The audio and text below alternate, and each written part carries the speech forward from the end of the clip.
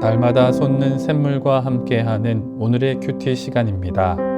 2월 1일 화요일 오늘의 말씀은 여호수아 9장 1절에서 10절 말씀입니다. 2일 후에 요단 서쪽 산지와 평지와 레바논 앞 대해 연안에 있는 헷사람과 아모리 사람과 가나안 사람과 브리스 사람과 히위 사람과 여부스 사람의 모든 왕들이 이 일을 듣고 모여서 일심으로 여호수아와 이스라엘에 맞서서 싸우려 하더라. 기브온 주민들이 여호수아가 여리고와 하이에 행한 일을 듣고 꾀를 내어 사신의 모양을 꾸미되 헤어진 전대와 헤어지고 찢어져서 기운 가죽 포도주 부대를 나귀에 싣고 그 발에는 낡아서 기운 신을 신고 낡은 옷을 입고 다 마르고 곰팡이가 난 떡을 준비하고 그들이 길갈 진영으로 가서 여호수아에게 이르러 그와 이스라엘 사람들에게 이르되 우리는 먼 나라에서 왔나이다. 이제 우리와 조약을 맺읍시다. 이스라엘 사람들이 히위 사람에게 이르되 너희가 우리 가운데 거주하는 듯하니 우리가 어떻게 너희와 조약을 맺을 수 있으랴? 그들이 여호수아에게 이르되 우리는 당신의 종들이니이다. 여호수아가 그들에게 묻되 너희는 누구며 어디서 왔느냐? 종들은 당신의 하나님 여호와의 이름으로 말미암아 심히 먼 나라에서 왔사오니 이는 우리가 그의 소문과 그가 애굽에서 행하신 모든 일을 들으며 또 그가 요단 동쪽에 있는 아모리 사람의 두 왕들 곧 헤스본 왕 시혼과 아스타롯에 있는 바산 왕 옥에게 행하신 모든 일을 들었음이니이다. 엘 엘리온, 하나님은 가장 높으신 분이십니다. 이스라엘아, 내 하나님 여호와께서 내게 요구하시는 것이 무엇이냐? 곧 내 하나님 여호와를 경외하여 그의 모든 도를 행하고 그를 사랑하며 마음을 다하고 뜻을 다하여 내 하나님 여호와를 섬기고 내가 오늘 내 행복을 위하여 내게 명하는 여호와의 명령과 규례를 지킬 것이 아니냐. 아멘. 신명기 10장에서 모세는 하나님이 이스라엘에게 원하시는 것을 설명할 때 가장 먼저 내 하나님 여호와를 경외하라고 설명합니다. 하나님의 도를 행하고 하나님을 사랑하는 것은 너무 중요한데 그보다 앞서 가장 선행되어야 할 것이 하나님을 두려워하고 공경하는 것이라는 이야기입니다. 본문을 시작하는 9장 1절과 2절은 가나안 연합군이 형성되는 모습이 기록됩니다. 2장 9절과 5장 1절만 해도 가나안 사람의 모든 왕은 여호와 하나님께서 행하신 놀라운 일들로 말미암아 마음이 높고 정신을 잃었다고 표현했습니다. 그런데 그들은 여리고와 아이성까지 무너지게 되자 이성을 잃은 듯한 모습을 보였습니다. 가나안 연합군은 자신들의 힘을 모아 이스라엘을 대적한다고 했지만 사실 그들은 인간적인 힘을 합쳐 하나님을 대적해보겠다고 한 마음이 된 것입니다. 오늘 저와 여러분은 하나님을 정말 두려워하는 마음이 있습니까? 혹시 우리는 자신도 알지 못한 채 하나님을 대적하고 있는 것은 아닙니까? 오늘 말씀이 우리에게 하나님을 경외하는 마음을 다시 한번 되새기는 기회가 되길 소망합니다. 1절에 기록된 가나안 연합군은 헷 족속, 아모리 족속, 가나안 족속, 브리스 족속, 히위 족속, 여부스 족속이었습니다. 그런데 히위 족속 중 일부인 기브온 주민은 같은 상황을 듣고 다른 결정을 했습니다. 참고로 여기서 기브온 주민으로 대표되는 사람들은 실제로는 4개의 성읍 사람들이었습니다. 9장 17절을 보면 그 성읍들의 이름이 기브온과 그비라와 브에롯과 기럇 여아림이라고 기록됩니다. 그중 기브온은 예루살렘 북서쪽 8km에 위치한 큰 성읍입니다. 후에 10장 1절로 2절을 보면 예루살렘 왕 아도니세덱이 기브온을 가리켜 왕도와 같은 큰 성이라고 표현하고 그 사람들은 다 강한 사람들이라고 기록하기도 합니다. 그런 기브온이 꾀를 내어 변장하는 모습이 4절과 5절에 기록됩니다. 그들은 자신들이 아주 멀리서부터 여행을 온 것처럼 머리끝부터 발끝까지 세심하게 준비를 했습니다. 헤어진 전대와 헤어지다 못해 찢어진 것을 묶은 포도주 부대, 그리고 낡고 얼룩덜룩하게 수선한 신발과 옷차림한 그들은 심지어 다 마르고 곰팡이가 피어난 떡까지 준비했습니다. 신명기 29장 5절을 보면 이스라엘은 40년 동안 광야길을 걸어도 옷이 낡아지지 않고 신발이 헤어지지 않았다고 기록했는데, 지금 기브온 주민들의 모습은 이스라엘의 눈에 40년 광야 생활을 한 자신보다 더 비참하고 초라해 보였을 것이 분명합니다. 6절을 보면 그들은 직접 이스라엘이 머무는 길갈 진영까지 도착했습니다. 길갈은 이스라엘에게는 돌탑과 할례, 유월절과도 연결된 가나안 정복의 중심지이자 제2의 고향 같은 곳이었습니다.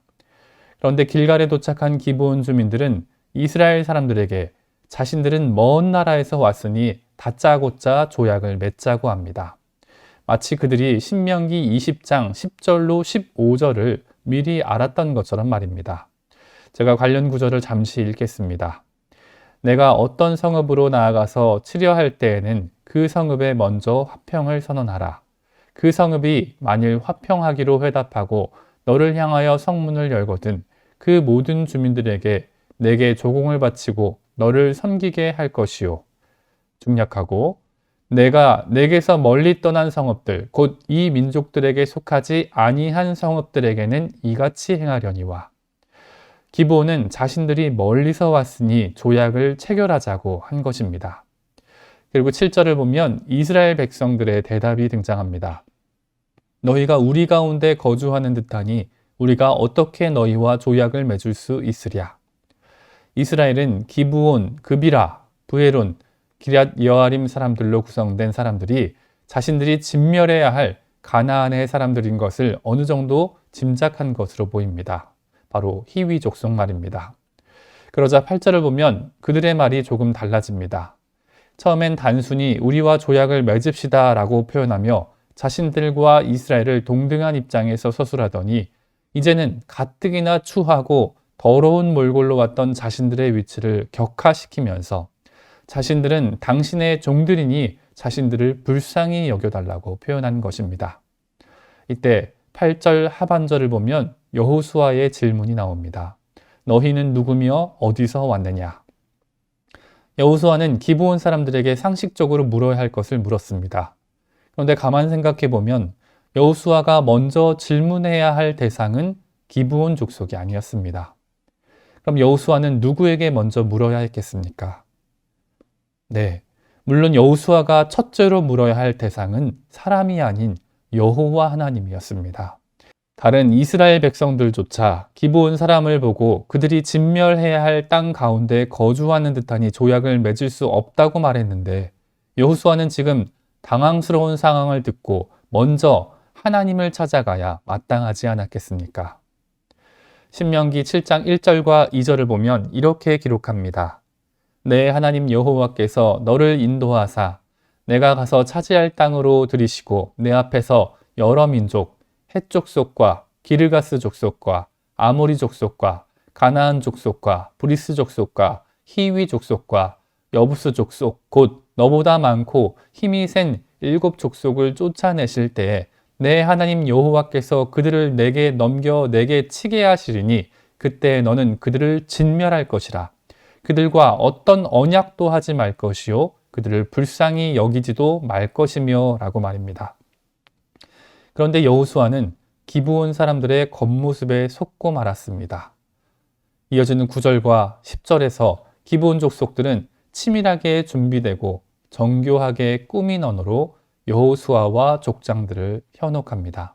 그 내용인즉슨 당신의 하나님 여호와의 이름으로 말미암아 자신들이 왔다는 것입니다. 여호수아와 족장들은 그 말에 깊이 빠지고 맙니다. 오늘 말씀을 정리합니다. 본문에는 하나님께서 여리고와 아이를 이스라엘에게 넘기신 때에 등장하는 또 다른 두 종류의 공동체가 기록됩니다.